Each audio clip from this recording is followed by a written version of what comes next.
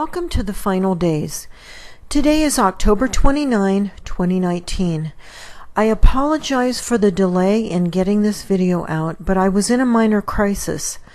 I had no firewood to heat my home with, so for the past 5 weeks, I've been cutting and splitting firewood at a furious pace between entertaining housefuls of company coming and going.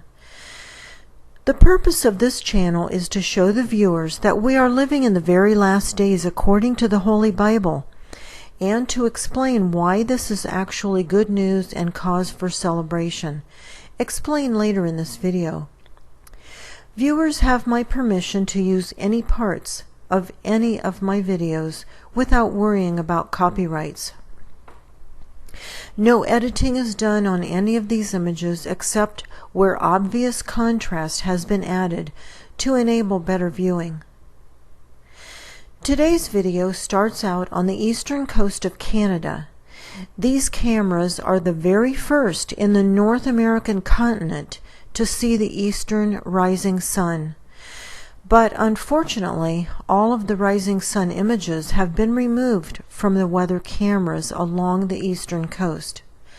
Just to show you a couple examples, let's begin with the east-facing weather camera in Mary's Harbor in Newfoundland. The green dots in the upper left corner of the screen represent the Alaskan FAA weather cameras, and the blue dots represent the Canadian weather cameras. Mary's Harbor is the easternmost weather camera in North America. Anyone can go to this web page at avcams.faa.gov, which is printed at the top right corner of all the Alaskan FAA weather camera images in these videos. Actually, it's in the top left. After clicking on the dot that represents Mary's Harbor, 4 cameras pop up on the screen, facing in different directions as labeled. I'm going to click on the loop button on the east-facing camera. There are 2 rows of tiny icons near the top of the screen. The white images are pictures that have been removed. The darker icons represent images that haven't been removed. As you can see, most of the images have been removed. Let's click on one of the tiny icons to view the picture. We see mostly clouds with a little blue sky. A close-up shows the same thing, but all of the images showing the rising sun have been removed from this camera. If we jump south on the map down to the Sable Island camera in Nova Scotia, we find a similar scenario. Only here, all of the images are gone, which means that they turned off the east-facing camera completely. The same thing happened with the east-facing camera in Trenton, Nova Scotia. This camera has also been turned off. For time's sake, we'll just look at one more east-facing camera in Canada. This one is Peawanuck, Ontario.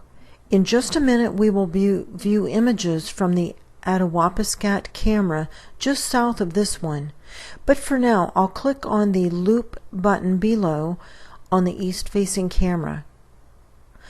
All but 12 images have been removed from this camera this morning, so we are unable to view the rising sun from this camera.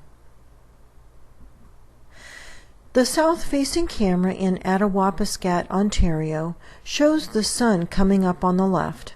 As usual, the sun appears to suddenly shrink down to 1/5 its size as the real sun goes behind a mammoth structure between the Earth and the sun, and NASA's manufactured light passes in front of this enormous structure. In recent months, it is not possible to view this structure because it is kept cloud-covered. If you look closely, you can see a blurred image of part of this structure. But here's some footage from March of last year showing much more of this object that the sun goes behind for 4 hours every day. This object cannot be seen from the United States, for the same reason that only a small portion of the world can view a solar eclipse as the moon passes between the sun and the earth. The path of totality is a tiny spot compared to the total surface of the earth. Last year, an astronomer advised me that this was a dark nebula. But now I question that, because a nebula would not be following the earth on its journey around the sun, such as this object does. The only thing I know for sure about this structure is that it is definitely a sign that we are living in the very last days. Jesus describes the last days in Luke chapter 21, verse 25, when he says that we will see signs in the sky when the end is near. As Christians, we are commanded to watch for these signs and wonders, signaling the end of the age, so that we are not ignorant of the very late hour in which we are living, and so that we can be spiritually prepared for what lies ahead and help others become spiritually prepared.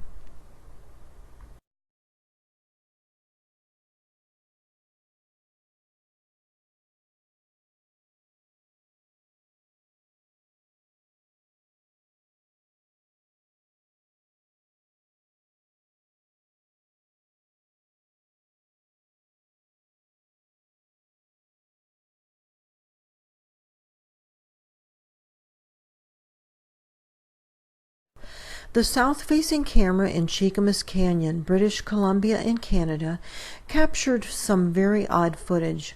Something is shining behind the mountain.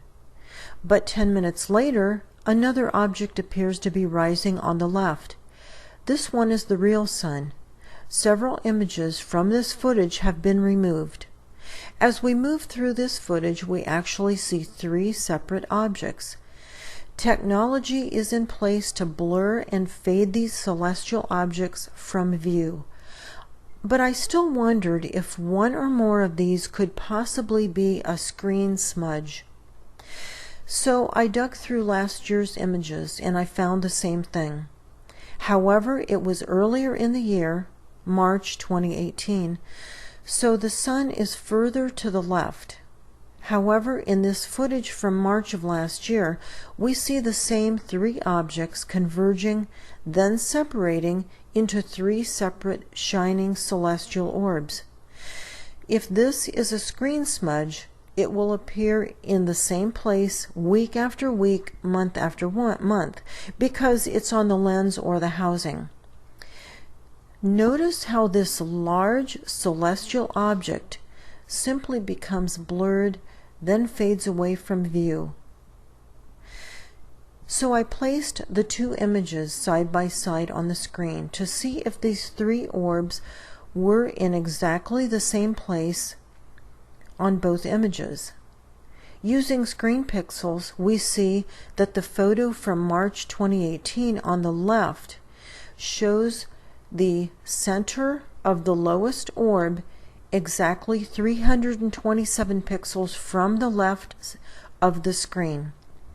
But in the image from this month, October, the center point of the lowest orb in the triplet cluster is 456 pixels from the left side of the screen, 29% further to the right than last year's image.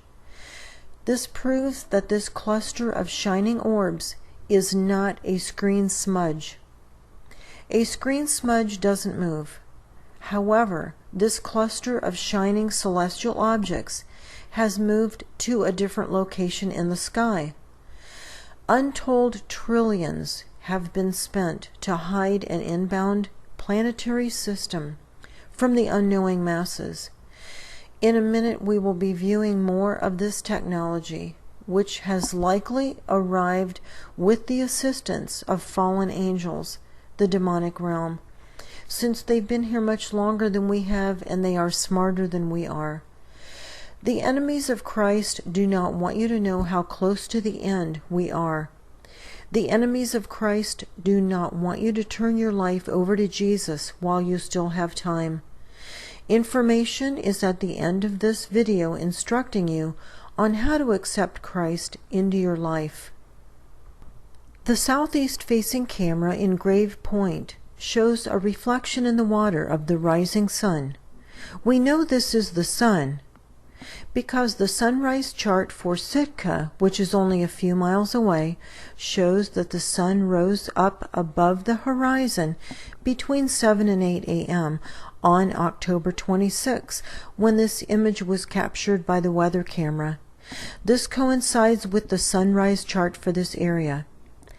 However, as we move through this footage further, we find that 90 minutes later, another very obvious sun is rising up from behind the mountain. There is no question about these images. The heavy cloud cover failed to hide this indisputable imagery of another sun rising 90 minutes after we saw the reflection of the first sun rising.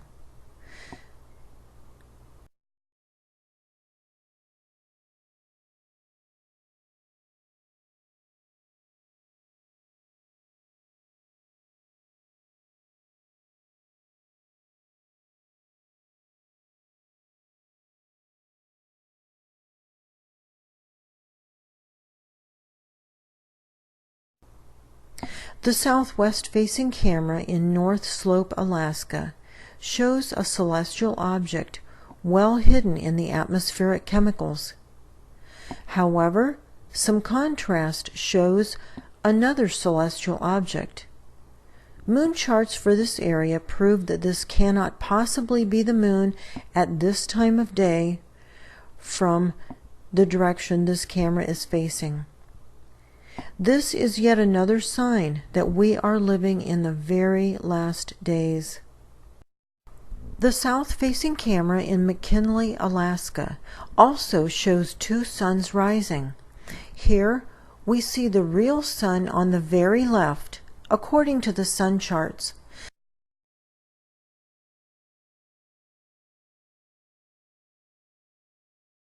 Then, a couple hours later, another obvious sun is rising up from behind the mountains, but more to the center of the picture. There is no question that this is some type of sun casting shadows on the landscape and lighting up the sky. Once again, the cloud cover failed to hide the second sun.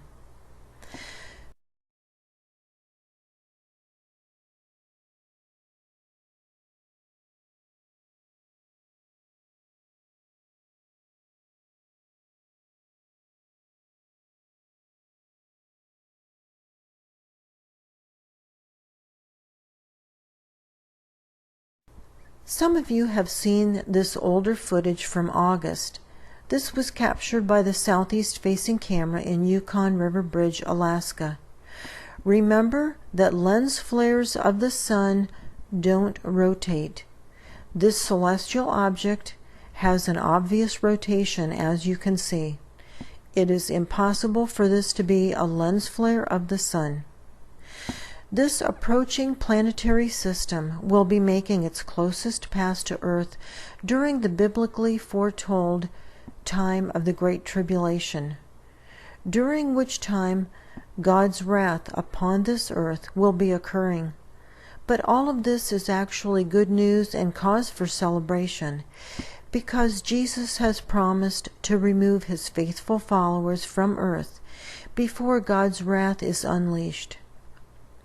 This is commonly called the rapture, which will take place quickly and quietly. The New King James Version of Luke chapter 21, verse 36 reads, "Watch therefore and pray always, that you may be counted worthy to escape all these things that will come to pass." Jesus is referring to God's wrath. He is saying that those who are counted worthy will escape all of God's wrath. The Bible repeatedly promises that faithful followers of Christ are not appointed to God's wrath. To be counted worthy, we must be living in holiness. A link in the description box below discusses what holiness is and how to achieve it. It is vital for each person to know why they are here on this earth. The Bible clearly tells us that we all have a definite purpose for being here. We are here to learn how to overcome. In the Bible's book of John, chapter 16, verse 33, Jesus says, "I have overcome the world." He overcame sin, sadness, pain, loss, disappointment, and other things that pull many of us down daily. Of course, we aren't perfect like Jesus was. The Bible says that all have sinned and fallen short of the glory of God. What's important is to repent. This means to ask forgiveness for the sin and stop the sin so that we don't allow ourselves to become a slave to sin. To overcome, we must look at things from an eternal perspective. We must realize that we are eternal souls on a temporary journey here in temporary flesh bodies. The real you is an eternal soul, not that temporary flesh body. You must look at this life from that perspective in order to overcome. Your eternal soul was sent into a temporary flesh body in order to learn things that you cannot possibly learn in a perfect place like heaven. We are here to learn how to love people who are difficult to love. We are here to learn how to forgive people who are difficult to forgive. This life is where we learn to deal with loss, grief, sadness, loneliness, anger. Eventually we learn compassion. If we happen to be one of the few with great abundance, then we must learn to be generous and let go of some of our wealth in order to help others.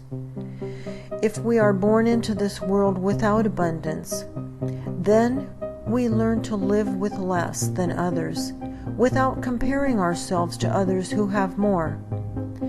But most important of all, we are here to learn how to love Christ, believe in Him, and live according to that love. Please thumbs up this video so that this information is more easily found by those seeking the truth. The next few screens will tell you how to accept Christ into your life in the event you are seeking Him.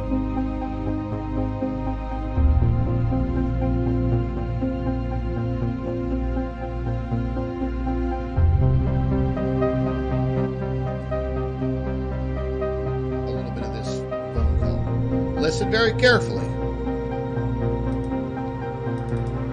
That the equator of the sun rotates every 26 days, while the north and south hemispheres rotate every 37 days. And what happens is this, so the bottom of the sun goes this way and the top of the sun goes this way, and you create torsion shear, it's called. And after a while this builds up, it starts crossing each other and building up, and it takes about 25,000 or so years for this to just completely and we're at that place right now. The sun used to be yellow.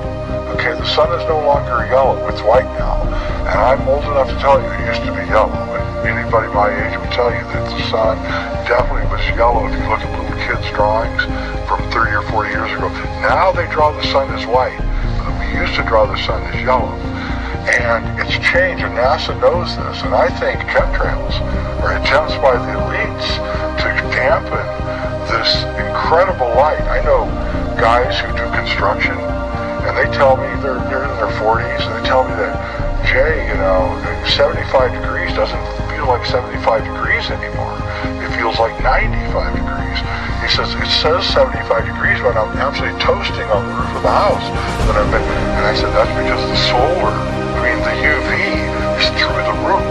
They've never seen UV like the ultraviolet, like they see it right now. And NASA doesn't know what to do. They're actually changing their whole idea about how to carbon date and everything, because the sun is not a stable star. You now know it. When I first came out with my work about 15 years ago, NASA called me an alarmist. They said, he's an alarmist, don't pay attention. Now NASA's really concerned about this and is advocating putting generators on nuclear power plants, because if you have one of these, an EMP will happen and everything will be wiped out, and they're really, really worried about it. So in 15 years, they've changed their mind. It's good. And I've been told the same thing, that they're really working overtime to try to make it. And there's different kinds. I've noticed that there's different kinds of chemtrails now. There's new kinds. It used to be just streaks in the sky that would blossom and connect to each other and create a silvery sheen blocking the sun. But now there's little spots that grow into clouds, odd-looking shaped clouds. And, our beautiful weather in Colorado has really been kind of destroyed by these things. I mean, it's like almost every day, the silver sheen appears in the sky, destroying our bright blue sky, and it's getting kind of disconcerting. And you look at the drought-resistant seeds that Monsanto is developing, and it's like, well, why are you doing that, And they're worried about something. And this goes back into, the Al Gore, global warming, it's all our fault. Well, it's not our fault. It's the sun that's causing all the heat to go up. It's not the humans. I'm not saying I'm for pollution, I'm not, but I'm saying, one volcano going off puts out more pollution than, we do. And it's not that, although I think we should cool it on the pollution, but we've got to look at the sun. That's where the real problem is. That's what generates weather, nothing. Okay, folks, I hope that you were able to understand what this man is saying. So I'll explain one thing here real quick. In the beginning, he was talking about the sun's internal rotation.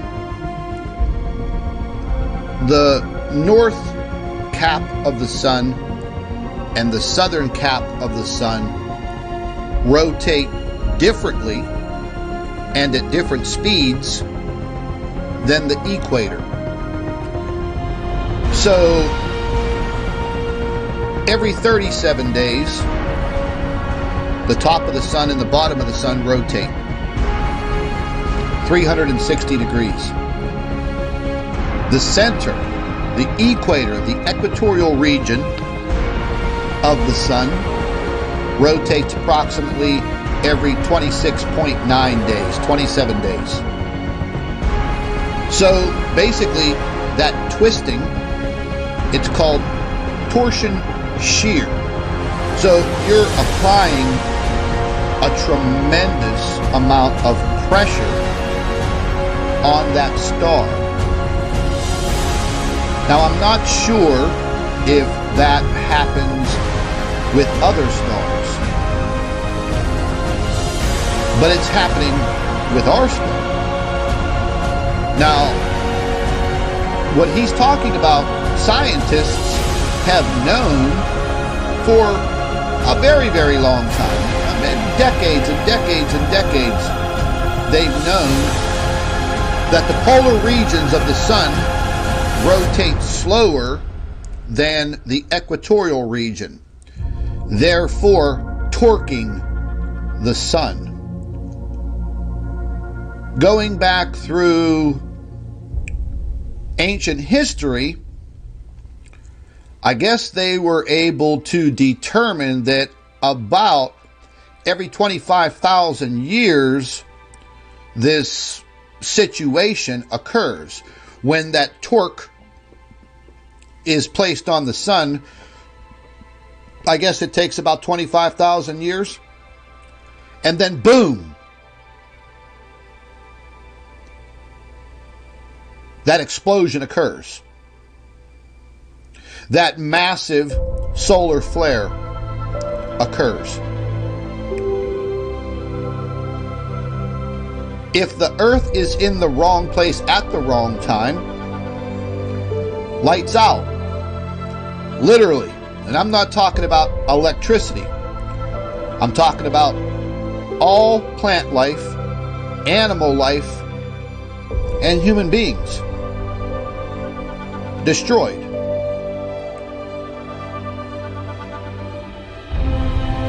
That isn't new news. Scientists have known about that for quite some time.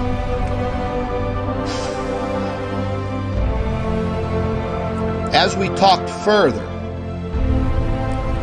we got into the aspect of why we are now constantly under the gun of these coronal holes, always facing Earth. Literally, on a day-to-day basis, we can watch the outer atmosphere of the sun dissipate and disappear. And we're going to go ahead and jump into that right now. And I'll show you point blank.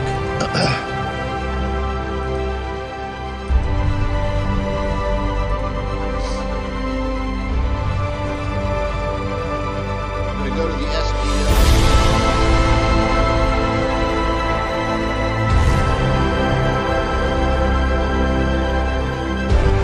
But things aren't adding up.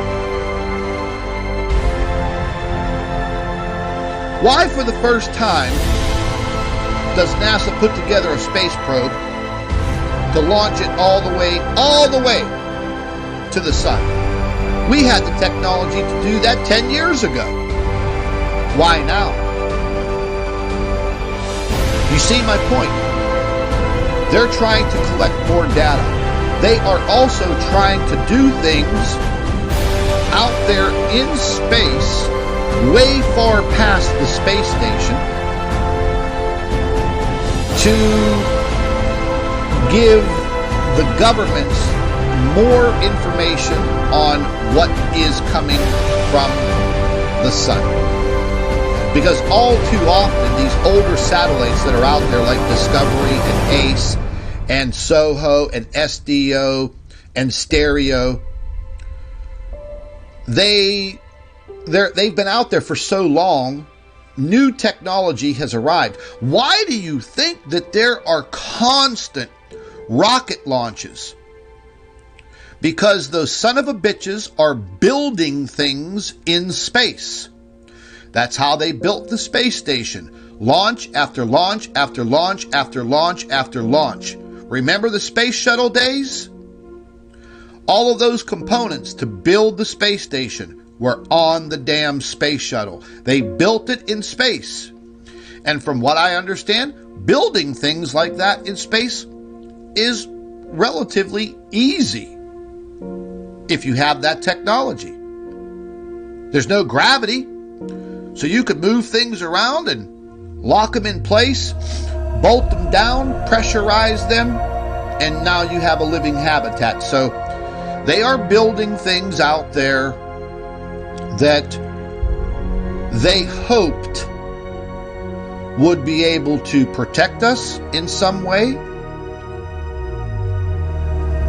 But I think reality has set in that that project is entirely just too vast for modern man to accomplish. We know that this object is orbiting the sun.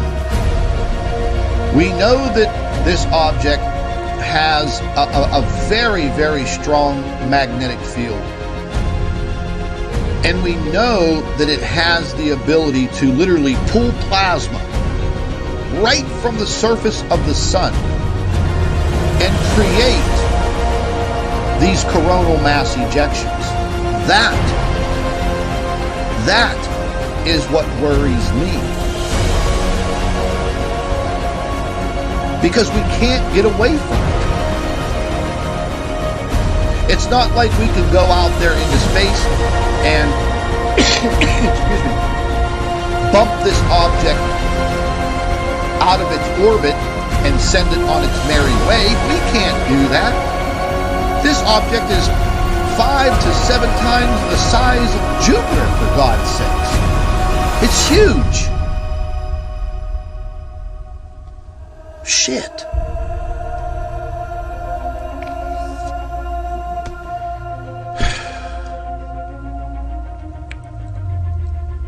Let me give you an example. Just recently, a couple of days ago, we were able to get some more observational evidence. I put together a short video of it.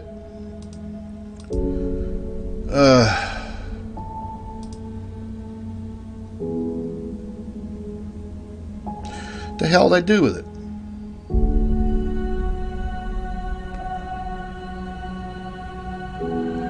What did I do with it? Didn't I save it? What did I do with it?